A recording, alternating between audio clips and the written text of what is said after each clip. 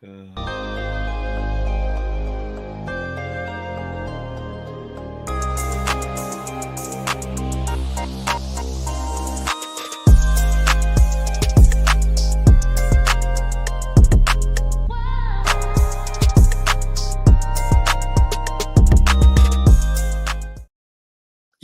people. What's going on? Welcome back to Night View. Welcome to the morning view. Hope you guys are doing well.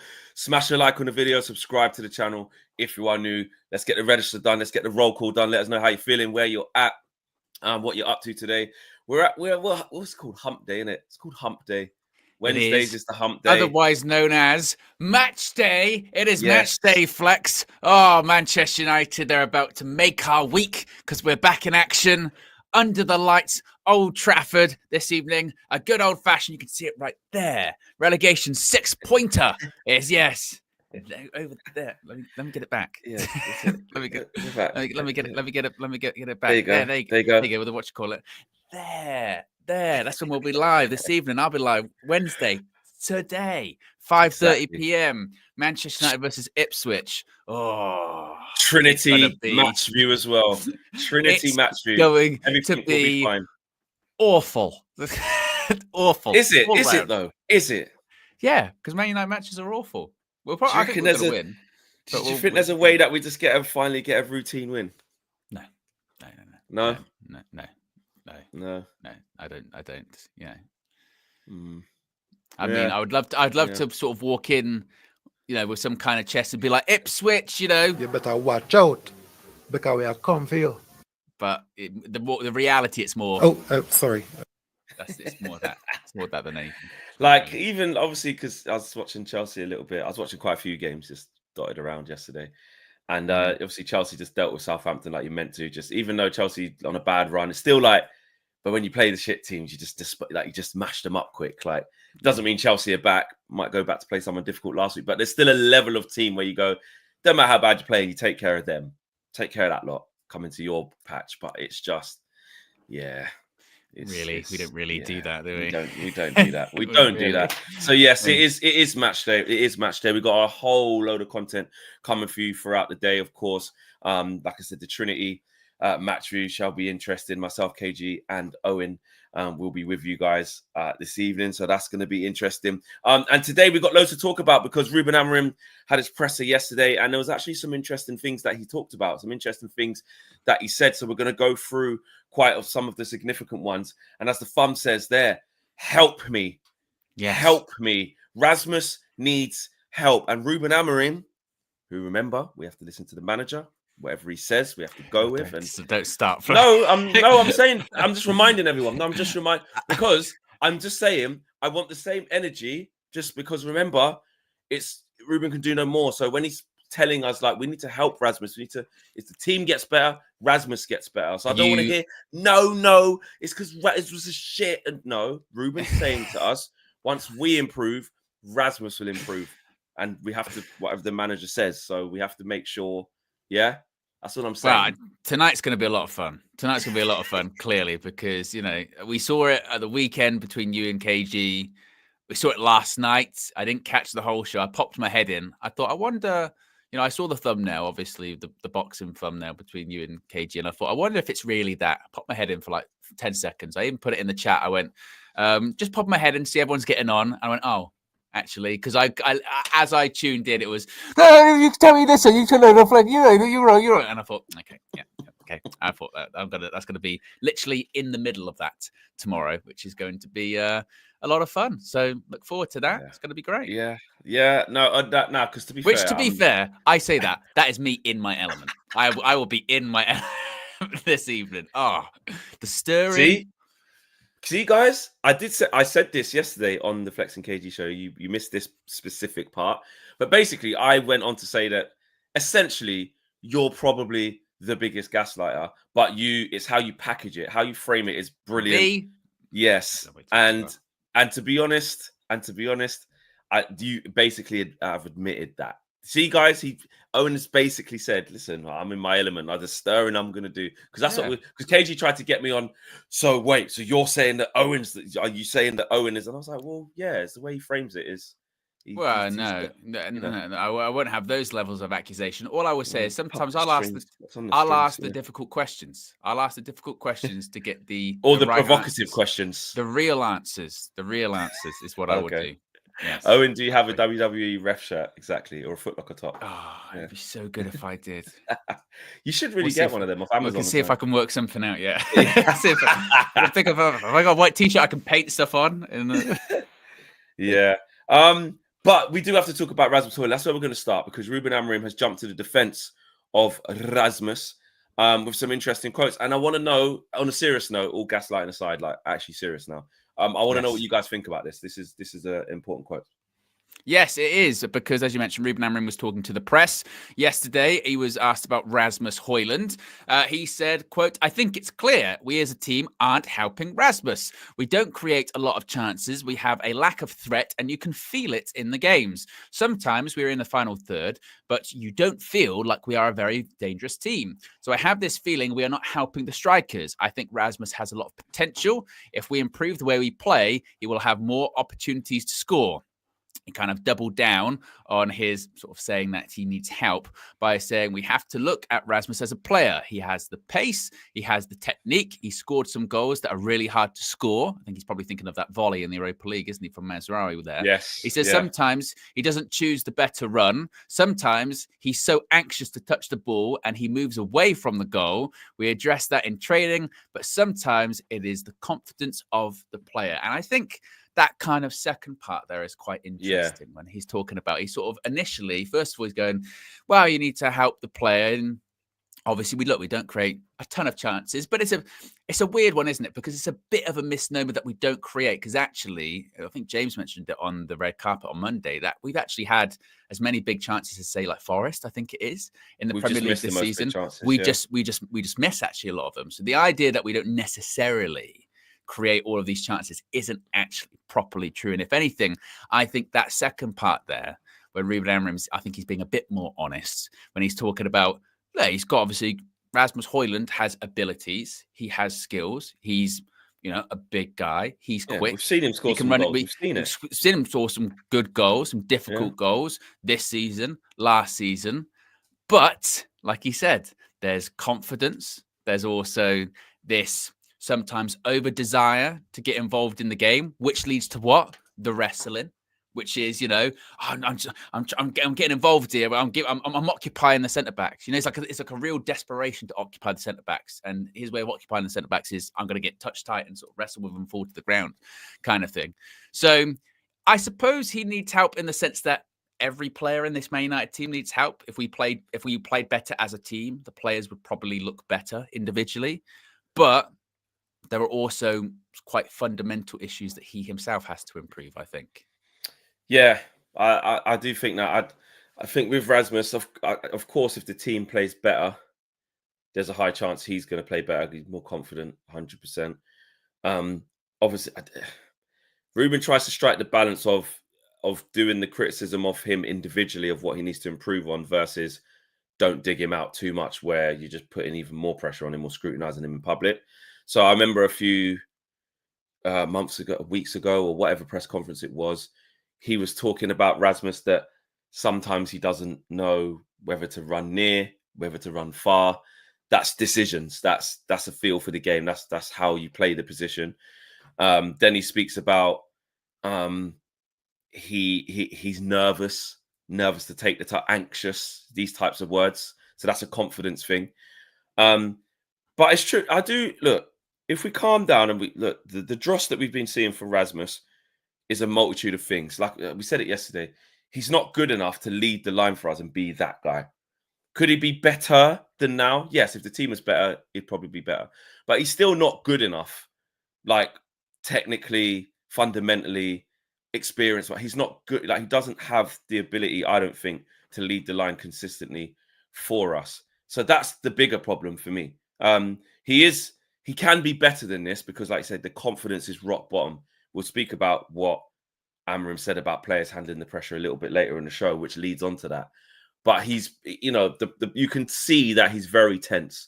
He's very apprehensive when the ball comes. As soon as the ball comes to him, and this is the contrast between him and Xerxes. Xerxes is very happy to take the ball in his stride. take a touch, set it, all in the same motion. It's very autonomous. It looks easy for him. As soon as the ball comes near Rasmus's area, and then literally to him, it's fidget, push, shit. Don't give away. Oh my god! Even when he takes a good touch, and lays it off, it still feels like that was a bit of a chore, because it's just not smooth. It's just not natural. And I think that's where you're seeing the apprehensive nature of his game. Of shit, the ball. Listen, doesn't matter what level you play or you have played. Yeah, we've all experienced it. I've done it throughout when I was playing up front, especially. You take a couple of bad touches. All of a sudden in that game, every time the ball cut, or when the ball's not with you, looking at it going around the pitch, you're going, whenever it gets to me, just make sure you don't fuck this up. Just secure it. Honestly, you just secure it. Just give it. Just give it. And then it's on its way into you, and you go, right. Just hold him off. And your mind starts getting frazzled. And the best players, the really good players, which I'm not, but the really good strikers are able to just brush that under the carpet and just say, give me the ball. And I just don't think he has that. So it's a mix. It's a combination of all of them. And I agree with you. I think the latter part of what he's saying is a big part of it, like that confidence thing. But yeah, he is. And actually, if we're looking at some of the positives, though, Rasmus does have attributes. Like he is quite big. He is a strong runner, or willing runner anyway. Doesn't use it in the right way, but he does possess that. And he has scored some goals. Like he has scored some goals where you go, well, that's a tough chance. You've done well there. Yeah. Always driving, puts it onto his right foot. Remember the goal against West Ham last year? Switches onto his right foot, bang. The goal against Newcastle does the same thing. Goal against Brighton. Spurs, he did one at no Old Trafford. backlift, bang. Yeah. I mean, Rashford ran into a couple. He just takes a shot, bang. And then all of the ones in Europe, which we spoke about, where his record's actually very good between the Champions League and Europa League. He scored a lot of good goals. So, I mean, I remember the one where Davinson Sanchez fell over at the halfway line and he ran the length of the half and dinked it over the keeper. Great finish. Yeah. So he has scored. He has showed that there's something in there. But where we're at as a team, we can't really afford to have him game in, game out. That's the problem. Yeah, exactly. And I think that's the part of it. I think with him, it's just difficult. But this isn't really new when it comes to Hojlund. Is that he's not the guy to be leading the line for Manchester United in the Premier League and us to be looking towards going, right, you're going to get sort of 15 in the league this season then.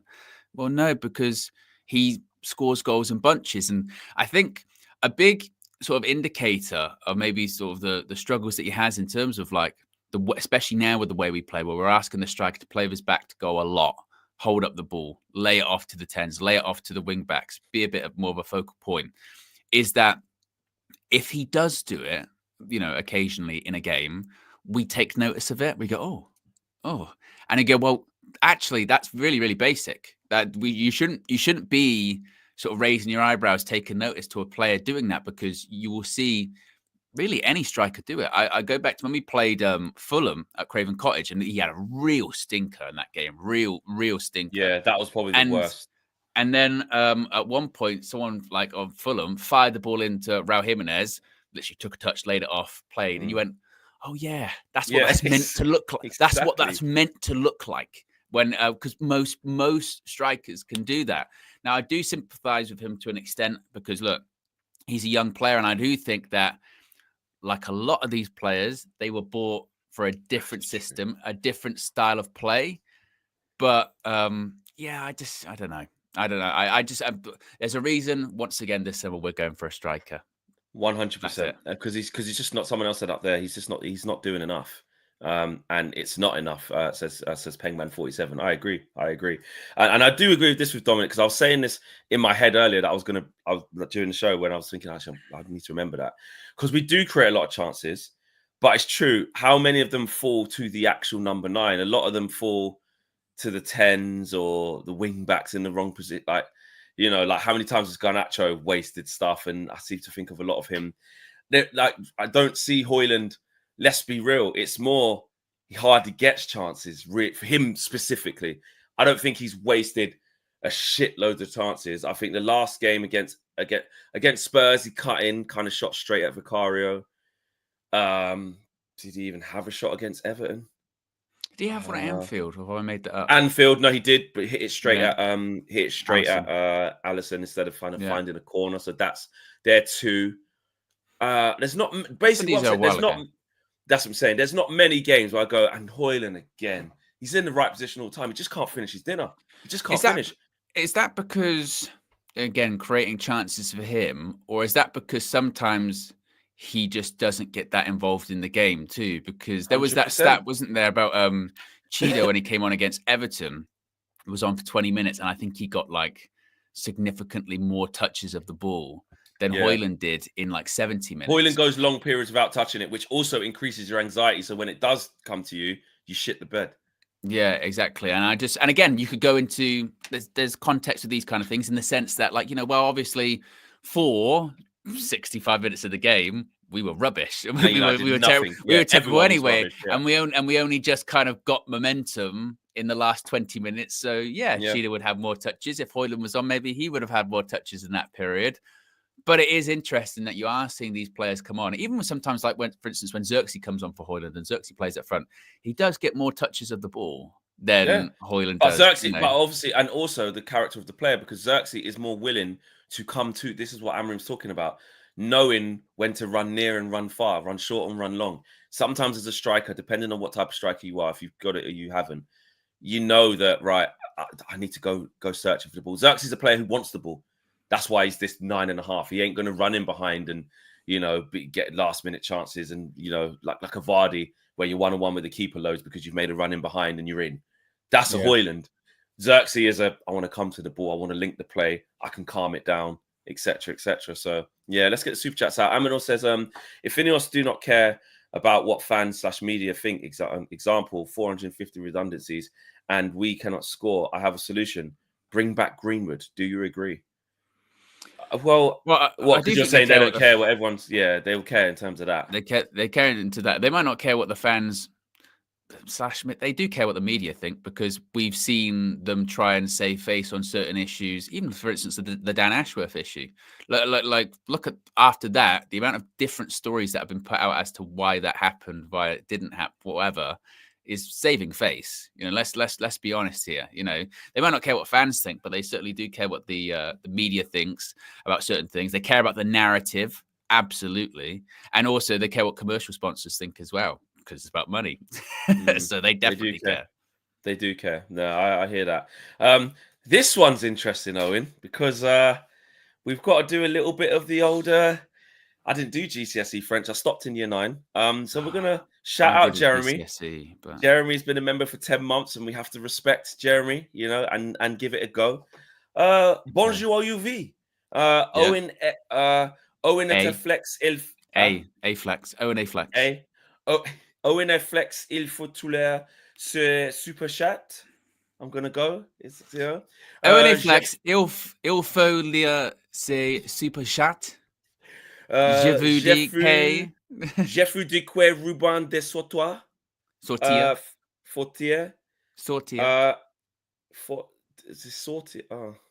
Jeffrey. That's definitely Jeffrey. Jeffrey de quoi. Yeah, Jeffrey de quoi Ruben. You don't do the Q. It's like K. K. Jeffrey de quoi, maybe. Jeffrey de quoi Ruben de Sortir. Feels like that Ahmad Homer do match fan cam was time ago. And I think, oh wait, I remember.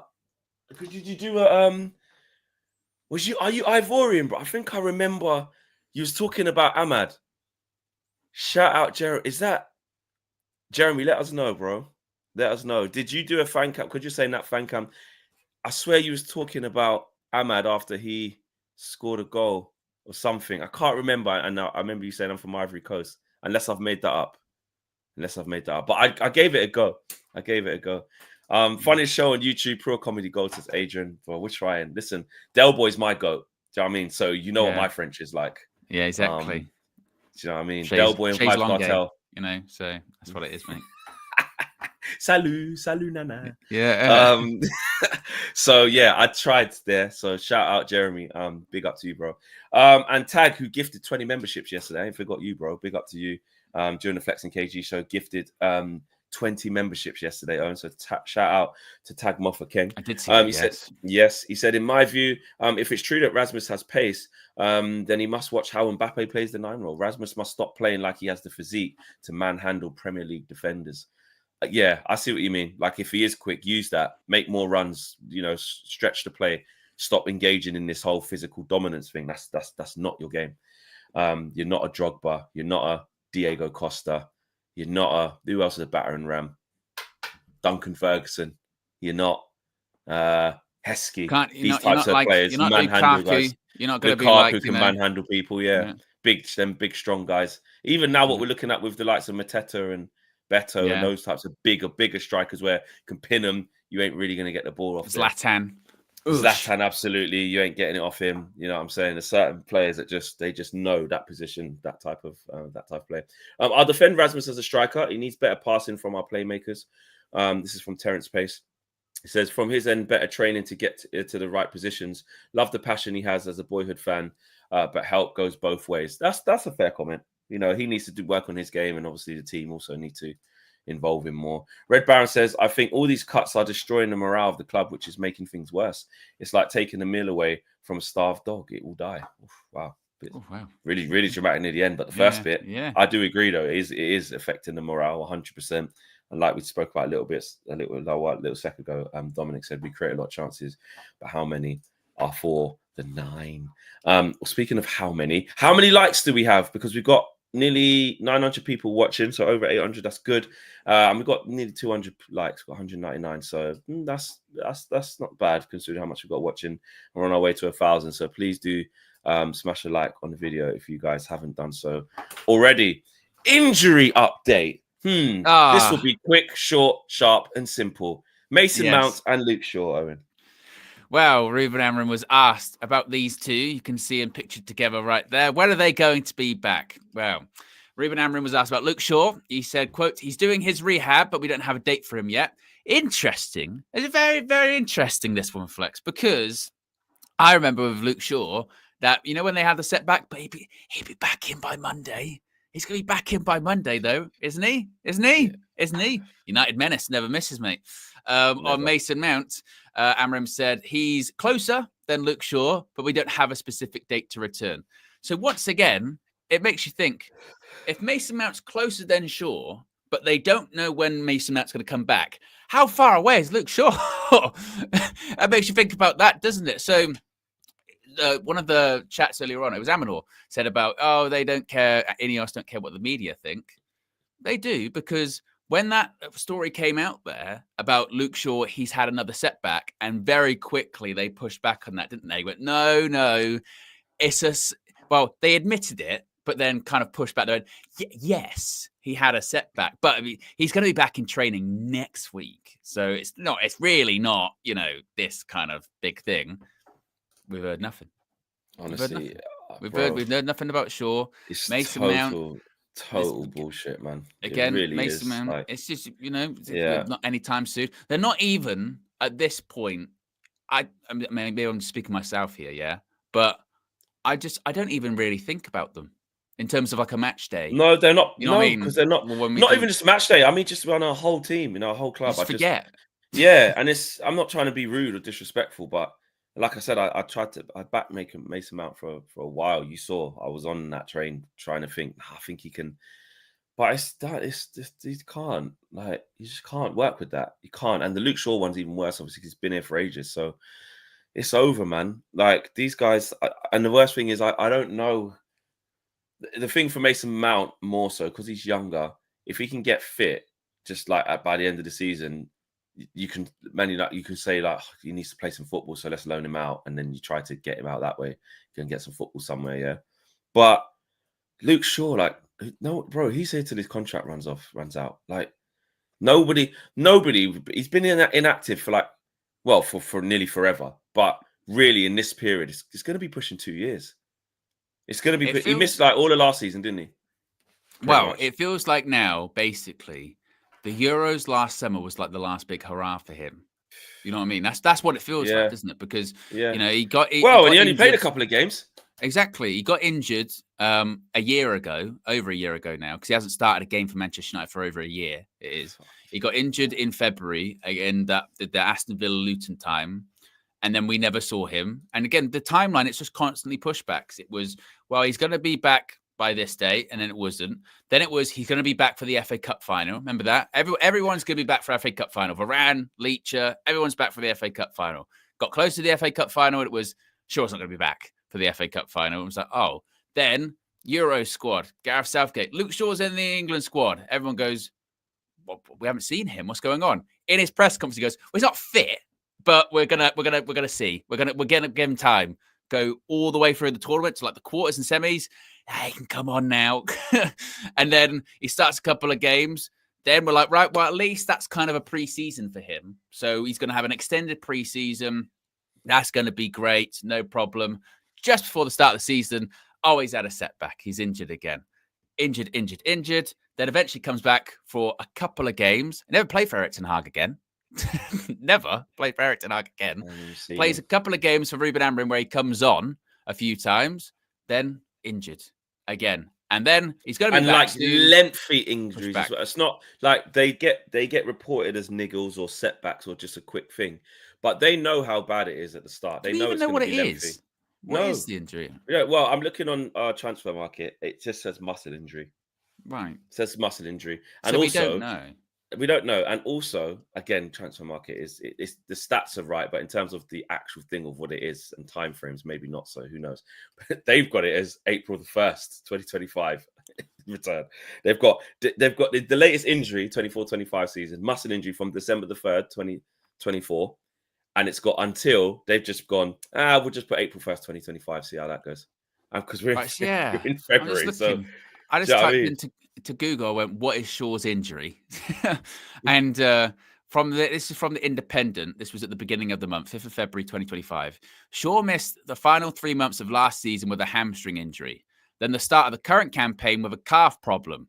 He has now been out for 2 months with a muscle injury. So that's what they're saying. They're just saying muscle injury. It is the same here. Yeah, it says calf here, hamstring, knee. But then even in the last few games, in the last few seasons, this is staggering. Well, just this season and last season alone. So last season, that's 23-24.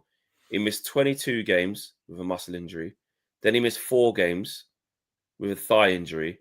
And then he missed another 22 games. So that's 44. That's 48 games. 48 games he missed last year. And then just this season, 24-25, August the 1st, it starts off. August to October, he's missed 16 games. Yeah. Then from the calf injury, August 11th to November 8th, they're saying he's missed 20 games. And then 24-25, they're saying he's missed 26. No, so that's just going up and up and up then. So it's not 20, then 16. But the amount of days, 120 days, 90 days, 81 days. It's staggering. It's staggering, man. Honestly. So listen, basically, we don't know. Like Luke Shaw ain't going to play again this season. Bear in mind, he's on 150k a week, right? And he hasn't played all season. You got Mason Mount, £250,000 a week, third highest earner at Manchester United currently. At least Casemiro's available. You know, and well, at least you could say with Bruno Fernandes, yes, I do think he kind of scammed Ineos in the summer and like called their bluff massively. Got a new contract, but he's available every single game. And he keeps his stats high. He's considered like that Bruno thing in our trenches, in our mud. I know people say, yeah, but we're shit. So what's the point in lauding anyone? I'm not lauding him, but he's still Bruno's nowhere. Can't even mention him in the same sentence as them guys because he's there every week in the trenches, double figures goals and assists, doing his job. Meanwhile, you know, these guys, listen, it's not nice. They don't want to be injured, by the way. I will say that. Like, I don't do that and just like cuss them out for that, say they're a disgrace and that. Mason Mount probably can't understand why his body's breaking down shit. But as we're trying to change this football club around, we can't have it. We just can't. Maka says, what's weird is Ruben. Hojlund. No. Oh, Rasmus Hojlund, yeah. Used to get in those positions. Yeah, he did. And Red Baron says petition to make Owen watch The Matrix 1. Yeah, you haven't. I've got a million films I haven't seen. This is, occasionally it comes up, these things, but there's a list. I'm making a list. Got to just wait for that timeout where you can just go, I'm just going to watch all those things up. Yeah, exactly. Shout out Uncle. Uncle says Antonio's back in the gym. Yeah, he is. It's true. He's running. Wrote his leg off. He's running. Did you see that? He's running. Yeah, that's wild. Wrote his leg off in a car accident, bro. Devastated. Really bad. Did you see his car? It was mad. Yeah, it's like a pancake. Yeah. I can't believe he survived. God, thank God he did. Yeah. Still no sure update though. Exactly. It's just he's running. Yeah. That's wild. Jeremy says, yeah, Flex, it's me. I'm Congolese. That was it. But on the cam, I was hyping up Ahmad. Yeah, I do remember. Big up you and Owen for reading that though. Basically, Ruben out. You remember how gassed I was that week as well, but I am done. Yeah, that was it. I remember now. I do remember, Jeremy. Shout out to you, bro. Thank you for the support on the channel. Thanks for this couple of super chats you sent in. Honestly, when I was asking you, are you that guy? You didn't even have to send a super chat. I would have just seen it in the chat. So I really appreciate that love, bro. And sorry to see that you're now done, because I do remember that fan cam. You were gassing up Ahmad. You were in a great mood. And fast forward a couple of months, this is how you feel, bro. Sorry. But we all do. We all feel like this. Can't handle the pressure, Owen. This is the one I really want to talk about. Actually, before we do that, we're at over 1,000 people watching live, 260 likes, basically 300. We'll round that up. So it's basically 300 in the bag. Let's get that and let's push for the 400. Let's do it, guys. But this is the interesting one, because I think this is the one where we'll wind people up. Yes, indeed. Ruben Amorim talking about handling the pressure. Now, Ruben Amorim, he was asked about, obviously, the redundancies and things of that nature. And Amorim said, the feeling is I need to improve my job. You want to improve to help everybody, the board, Omar, through these transitional moments. I'm trying all the time to feel positive because I'm the manager and I know the staff are always looking at me. Even he, Flex, is talking about having to improve. Interesting. Yeah. No. Hold on. Wait a minute. Hold on. No, Owen. Wait a minute. Wait. Press it, please. Hold on. Wait a minute. No, wait a minute. Wait. Sorry. What did he say? He said he needs to. The feeling is that I need to improve my job. Okay. Is that what do you think that's a bit of accountability? What do you think that is? Well, he carried on and he was asked about, he carried on and he was asked about the redundancies and if the Manchester United players feel the pressure of those kind of people losing their jobs. He says they feel the pressure that they need to win at Manchester United. And every time we lose and every time they don't perform, there are a lot of people on social media and in the newspaper, they are putting on a lot of pressure. He continued by saying, then they go to the pitch and they try to fix things, but not in a good way, thinking too much, not playing the way they're supposed to play. The other people are talking about them all the time, all their friends, social media, former players, and they take it so personally. And sometimes it's really hard for them to turn things around. He said, I'm not saying it's a bad thing, but the players don't feel it too much, the redundancies. They have one life. They live in a bubble. It's completely different for them than it is for me, for everybody at the club. They are not feeling that pressure connected to the redundancies. They don't feel that pressure of people losing their jobs. I'm not saying it's a bad thing. They're young kids that live in a different world, but they suffer a different pressure, and sometimes it's harder. He says, it's easy for me to be here and say all the pretty stuff. We have to improve recruitment. I think that is crucial. And we need to improve the team. We need to perform better and we need to be in Europe and not in our position this season. They're paying the price, I think they being the people losing their jobs, for our lack of success. And I can't say anything now that is going to convince the fans and all the staff that we're going to do it. Which is I can't say anything. Yeah. Look at this. Would you look? I missed that bit. We have an idea, but we need to be a better team, recruit better, and not make a lot of mistakes in that department. So, there's brutal honesty there. I need to be better at my 100%. job. I can't say anything that's going to convince you that we're going to do that. Players can't handle the pressure of basically playing for Manchester United. 100%, Ryan. No, he's just saying what he sees, not blaming the fans. Exactly. He's basically saying, like, I can't say I'm going to fix it all. It's just going to be perfect. Or so, like, you know, if there's people out there that is like not happy right now, like I get it. Like you can be like that. I get it. He said he had to win games to get people to buy in. He's understanding he hasn't won enough games at this moment, so it's difficult. And he says basically saying we're shit. Which I rate that he's not being disingenuous. Like this 100%. idea, because it's true. If you are a rank and file employee at Manchester United, let's say I don't know, you just people work in IT or whatever, and you're being made redundant. Do you really think that the players, the multimillionaires that are going out on the pitch, actually feel really bad about you losing your job? I mean, there might be an element of sympathy, but I don't think they're losing sleep. Only they're people not, you know what I mean? losing sleep. Someone like, it's just like people like Bruno will go. Yeah, they'll be like that. They'll be like, oh, that's. They'll be like, try that and give sucks. money to You the know what I thing, mean? and yeah, Like, but to most the of them, coach. But you know what I mean? fuck That me, kind of thing. Ganacho ain't going in there, fucking going. Gee, I just can't believe. No. It's more the other. It's more what he's saying. Ganacho, we've seen it on the social media thing. We've seen that. That's where he's going to feel it. That's where Rasmus is going to feel it. That's where Xerxes is going to feel it. Do you know what I mean? This guy's been there 10 minutes. It's like Courtstar says there. This is so funny, isn't it? Is when he says you can't call him delusional, I guess, which is so true with Ruben Amorim.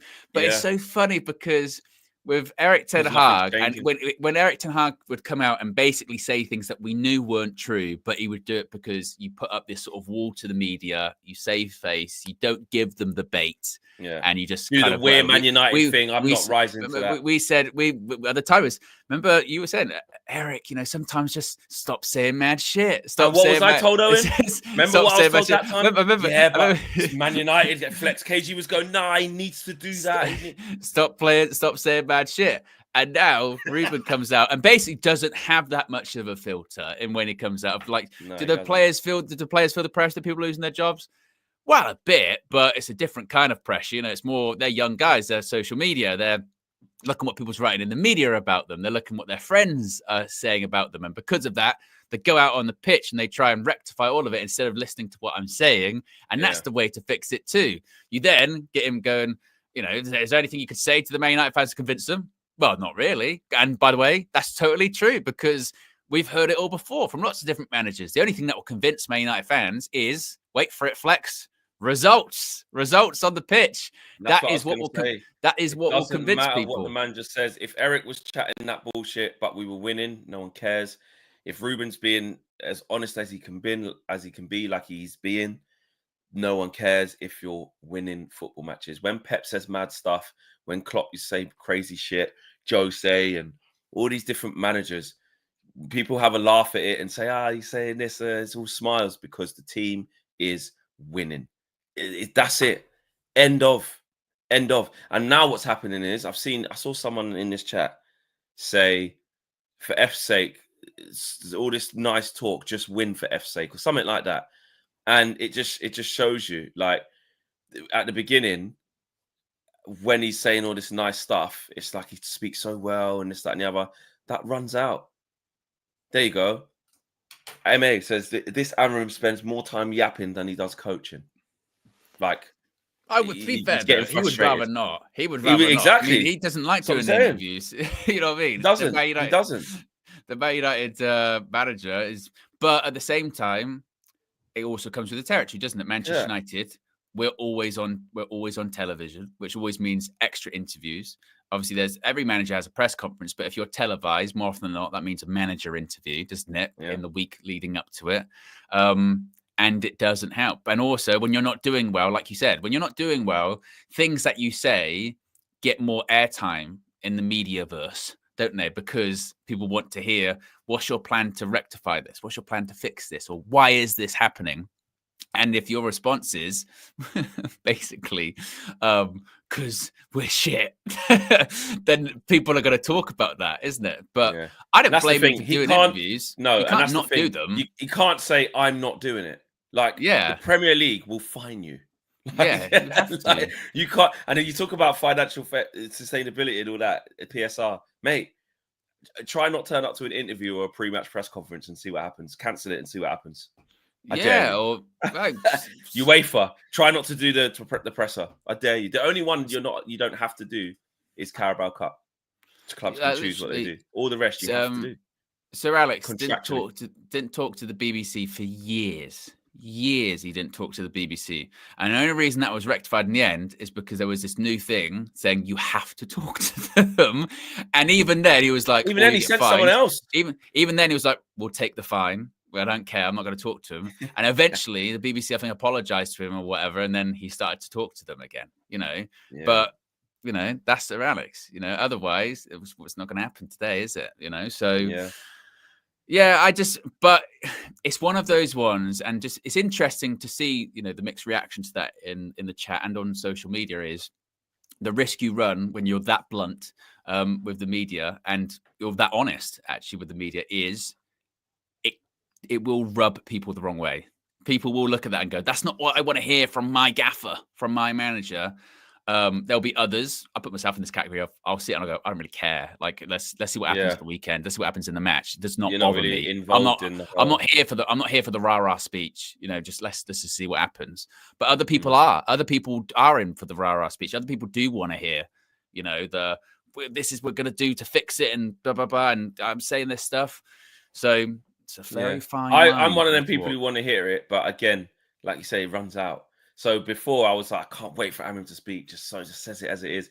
Now, because we're losing so many games, like you said, I just want to get to the next match day and see, have we begun to fix this? Can we win?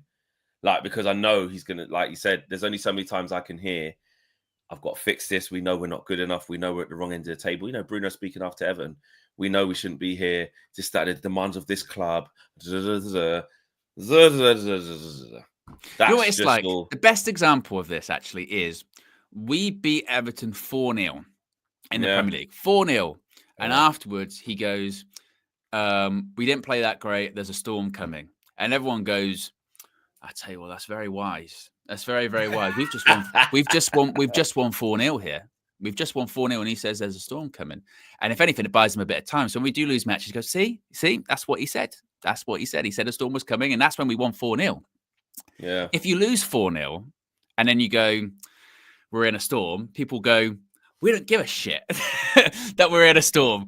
I just want to win a football match again. And it's, like I said, the backdrop of the results is the most important thing. That's what it is. It is. But I do feel I am refreshed, though. I am. It is refreshing to see somebody basically speak the way he does, like so candid, because like you say, he's not deluded. It puts me a little bit more at ease that he's seeing what I'm seeing or what we're all seeing. Do you know what I mean? It's not because with Eric, you generally started going, but we were really open. Like they cut through us every time. Like what do you mean? They'll be like, they would say some of the shots face stats, and he'd be like, well, that's your analysis of it. No, it's literally the fact. Yeah. Shout out Jeremy. He comes back through again. Jeremy saying he's getting himself sacked right now. Simple as that. Can't say that, lad. He's lost it. If I'm a player reading that, you've lost me. So you're saying, I don't know why. What? Because he's saying that they're not doing what I'm asking them to do. They keep going out there and forgetting it, and they're not dealing with the pressure. Sort of making that some people, I think some fans, want to hear the positivity. It's going to sound terrible, but some people want to be lied to. You know what I mean? even if they know it's not the truth, sometimes it just feels a bit better. Or it's kind of like, I don't know, as a manager, should you save face in front of everyone else? And should you leave it, just to behind closed doors if you want one of those things? Jeremy says it there. He wants to be lied to. Some people do, Things are going badly. When you go to your parents when you're a kid and you're in trouble at school or something like that, and you go, is it bad? And they go, don't worry, you'll be all right. And you go, I feel better now. I feel better now. It's not all right. It's not all right, but I feel better because someone told me it was going to be okay. I would rather not that. You know what I mean? I'd be like, how bad is it? Just tell me. I can wrap my head around it, but maybe that's what it's like. Just want to know. Yeah, exactly. Red Baron says, I think our problems are way bigger than the manager, players, fans. These issues are minor compared to the actual reason we are so far behind. Yeah, that's what I'm saying. The bigger structural failings consistently over 20 years is the real reason why we're this far behind. Absolutely. Otherwise, because it's not one manager's coming in and changing it. Really, so far, the managers ain't coming in and really having an effect. Really, let's be honest. We get some short-termisms, some couple big results here and there and a couple of trophies. But in terms of actually challenging for the Premier League and Champions League and being a good team week in, week out, we're a billion miles off it. Yeah. And Ralph Rangnick did say it doesn't have to be a billion miles. If you get solid transfer windows and a solid plan and stick to it, with the open heart surgery, it can be a couple of years. It can be, but the failings are just so consistent that each year just keeps they keep totting up. Yeah, and like Kieran Maguire was kind of saying in your interview of him, that when you have as bad transfer windows as we've had, they will set you back like 4 or 5 years. Yeah. Like, because as long as the contracts are. So for like Casemiro, that will set you back like 4 years. Yeah, because his and he's contract's 4 literally, years. it looks like he's going to be here for the whole of it as well. Yeah, So, Mason Mount. exactly. Mason Mount. That's that. We signed him 2 years ago. Was it? Yeah, For 2 years 5 ago. years. And for 5 years, that will set you back like 5 years. 250k. Anthony done the same thing. Probably gave him a 6. Probably gave him a 5+1. Long contract. Rashford gave him a new deal. Yeah, Luke Shaw gave him a new deal. 2023. And that takes time. So those windows, and that's kind of what Kieran Maguire was talking about, going that you look at other clubs that have spent a similar amount to us, City, Chelsea, etc., but they've all sold well. And obviously, and then on top of that, they don't have the amount of debt and interest payments that we do too. So we're just we compound ourselves. We have a bad financial situation as it is. And also in the transfer market, we just set ourselves back continuously so that we go into this window in the summer, like maybe, we're looking at players that are guaranteed to leave on freeze. That's really what we're looking at, isn't it? We're going, okay, Eriksen, or people that have got buy options, Rashford, Malacia, etc., etc. It's mad. Yeah, it is. It is very mad. Completely mad. Dwayne says, yo, good morning, people. New day, new you. Yeah, it's a new day. I don't know if it's a new. I'm the same as I was yesterday. I'm annoyed. And in other Man United news, Erik ten Hag did his podcast with Seg podcast or Seg Views or whatever it was. Seg Stories. Yeah. I'll be honest, he didn't. I thought, I'll tell you what, it's going to be loads. You thought he was going to spill the tea a little bit. Yeah, and he's just kept it respectful, really, hasn't he? He's just picked us up, said how loyal the fans are, says how much he loves Old Trafford. That's what to he keep that United salary going, part of the severance package, mate. 100%, mate. NDA's been signed, mate. So he's not taking it. He said it himself. He's like, I'm not going anywhere till July. You know, he's having some time off. Fair enough. He's not going to jeopardize because he still gets paid every month, doesn't he, by Man United? So that's so wild. That's so wild. Imagine, it's kind of like a nothing to report here on that. He's not going to say anything negative, jeopardize that, and he'll end up somewhere in the summer, no doubt about that. Because he's still a coach. As bad as it ended at People Manchester will want United, him. I think at this point, do you know what? This is kind of crazy. For all the talk about, people come out of Manchester United with their reputations in the mud.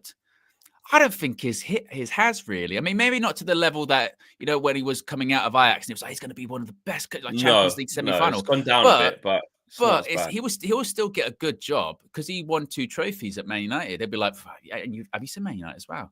He won the FA Cup and he won Carabao Cup there. Well, people are saying it was better when he was here. So he'll go. I mean, I think a lot of people think he's going to end up in like the Bundesliga or something like that, don't they? Yeah. I think he might end up there. He was close to going to Dortmund, didn't it? But just decided, Dortmund, I don't want something to go like there. that.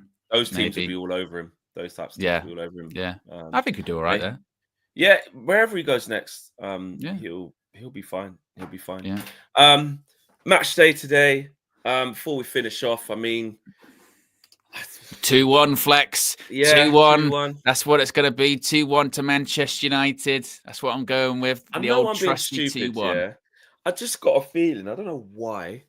And, you guys know what I'm like. I'll cuss myself and get angry later on for thinking it. I just got a feeling it might be our first routine for a while. This is the interesting thing, Flex, yeah? Because I saw this criticism of you the other day, which is... Go on. All right, this was the thing. So they said, so you predicted that we were going to lose against Everton. Yeah, correct? So don't get angry. Yeah. So people were saying, but we've drawn this game, and you predicted a loss. So it's better. Why are you so angry? Yeah, and the reason why was because I refused to scrub my eyes of the 70 minutes prior of what we really are. To me, I just saw so many things wrong with it, and what it is the way I predicted the type of performance, what we saw, it was exactly that. And it's defined moments. I know you can say, but he did score the free kick, but he did. Bruno did. But a set piece in that specific moment doesn't change. It doesn't change what we are. and how we've been playing. So for me, the reason why I was angry is because I still felt, which is weird after, like say 2-2, would have grabbed the point, snatched the point, before the game. I would have just bitten your hand off for a point. But it's the manner of it. I'm like, you lot are still that. That wasn't, it didn't feel, I didn't have the feeling of like hard fought point, well done there. It didn't feel like that. It's because things are easier said than done. And this is where I think we always have to be very careful when any new manager comes in or whatever, and we say like, even if we finish bottom half, even if we get relegated, I don't care. Stick with this manager or stick with this player, blah, blah, blah, blah, blah. Because it's easy to say, but it's not easy to experience. And I think that proves it, isn't it? I'm the same. I go into games. We're going to lose today. It doesn't make it hurt any less. Like as a fan, I'm incapable of disconnecting to that level. I can disconnect in the sense of once the game's over, I'm a bit like, oh, well, whatever, kind of thing.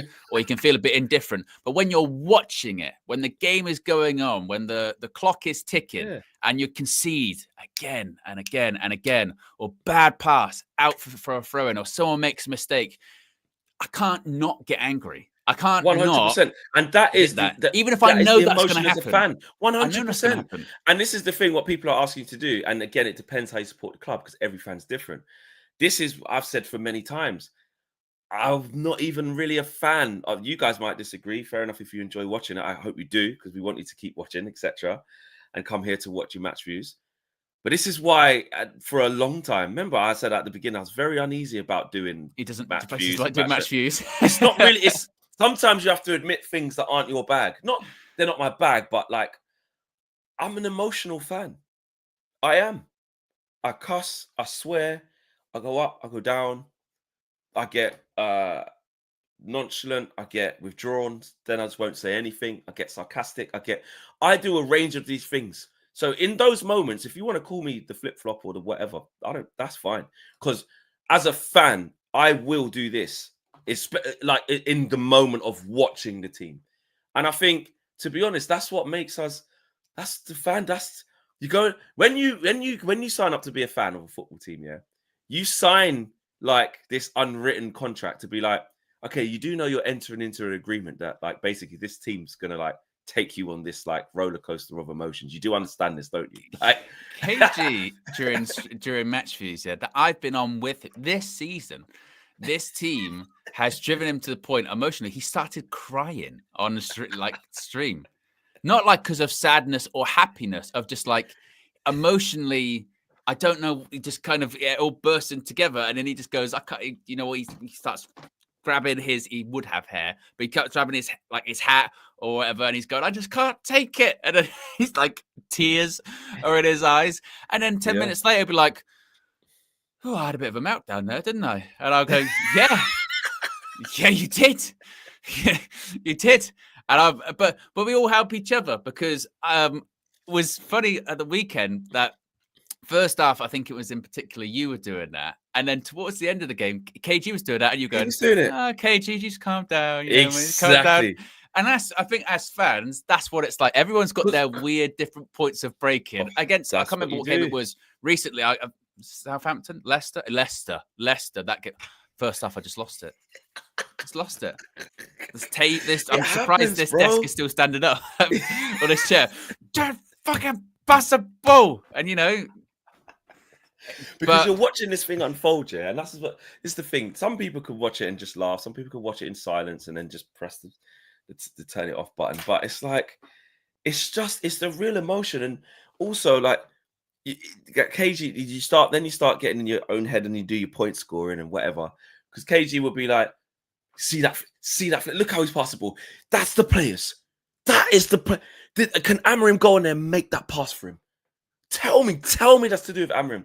And then it's like, what happens is, and I do it, we all do it, we start to lose focus of what the whole bigger picture of the whole thing is. Yeah. Because again, with per 90, you're looking at just the game and the things that happen in the game. And in the game, individuals make mistakes where they can't pass the ball 5 yards. In the game, the team has been set up in a certain way, which is part of the bigger problem in terms of they just can't grasp it anyway. Then, you know, the other team might be playing really well, or the other team might get lucky, or the other team might frustrate you. Then the VAR stuff will happen. There's so many things that will happen that essentially, let's be real, this is where KG's right. We cannot be trusted in these emotional states to be held really to account for every single thing you say in that. You can't. Remember, the biggest thing I had this season, that Newcastle one earlier this season, I lost my shit then. Oh, I lost that it. was day before New Year's Eve. I lost it. In that game. Lost it. And then you start taking it out on the people you're with. You just start talking to Owen, you see that? You see, you just, well, mate, I'm sitting next to you watching the same thing. Like, what you? Yeah. I lost it because it was 2-0 very quickly. You thought it was going to be like 8-0. One of the goals you've missed as well. You're like, I didn't even see this fucking goal. Someone said it there. The crash outs was hilarious or whatever. Listen, it's not hilarious when you're on the other end of it. And the problem is, and I can admit this, I will admit this, right? Because I have no problem admitting these things. I love these type of talks, yeah? This is kind of like a peek behind the curtain. I don't care what anyone says. What happens is when you know there's thousands of people watching, yeah, and they're on to you, like because the goals go in, and all of a sudden the comments go, and you'll fixate, or someone will say something. You'll read one that could be deliberately put there to get, like someone said to me, Flex needs to start being more positive. This was at 0-0 or something. By the time it was 2-0, I just kept going back to that same person. And then where's that person who told me to be positive? Be positive for what? Then it gets to 2-2, and that person's probably like, got to believe all the time. Yeah, it's quite a weird, actually strange sensation. Unless you've sort of sat in it, you don't really realize, because I had it after Europa League game earlier this season. It was one of the ones we drew 2-2. It might have been Fenerbahce. And I knew, I could feel it at the time, I'm mounting down here. I'm mounting down. But consciously in my head, I'm going, I'm mounting down. Stop mounting down. But just carried on doing it. I couldn't stop. And even KG was going, just like stop. And I was like, yeah. And then I would go silent for a bit, go, but it's fucking bullshit. It's like, you inbuilt, can't stop. Bro. You can't stop. Stop, man. And to be honest, let's be real. This just means too much. Like it does. You know, I get home and it's like, just leave that, or why just this, that, and the other. Oh, my mum does the classic. Oh, saw they played the other day. Oh, saw that. Well, yeah, it was Southampton or something. Oh, that was rubbish. Ain't when my mum goes, ain't they meant to be rubbish? I go, yeah, mum. Yeah. Well, you got another game next week, haven't you? No, mum. Just, you know what I mean? But this just means too much. Probably more than it should sometimes. I was in a shop the other day, and I'm queuing up, and I had a jacket on, and it was a Manchester United jacket. And some kid said to me, they went, "Oh, Manchester United, they're good, aren't they?" And I literally just looked and went, "No." No, we're not. And then I sort of just stood there silently. I went, "No, we're not." Oh, mate, we're not good. Nem Green says, "Well, go on, boys." I said, "Smile and wave at the criticism." And Red Baron says, "Your 10-minute intervals are helpful." Yeah, that we do that in increment. I mean, against the proper good teams. I mean, Liverpool was every 5 minutes. I mean, it's crazy. Never experienced anything like it. Worked though. Maybe we should do that against Ipswich. Right, guys, thanks for watching. Big up to each and every single one of you. It's another fun show as usual, man. We got to 385 likes, so let's make that 400 on the way out the door. Road trip will be there later on. Make sure you check that out. And of course, Owen will be live from 5:30. I will be joining the Trinity watch along match view as soon as I can, as soon as I get back in from TalkSport, so I could rush back. And it's an extra half an hour off as well. I didn't realize it was 7:30 till this morning. I was like, so that makes it even tighter for me. But I will be there. I will be there. Yeah. And KG will be there as well. So yes, make sure you subscribe to everyone's channels. The links are in the video description below. Don't miss it, because you know what happens when all three of us are together watching the football. Stuff happens. But hopefully nothing happens and it's as routine as it needs to be. So, yeah. Take care, guys. See you later on for the big one.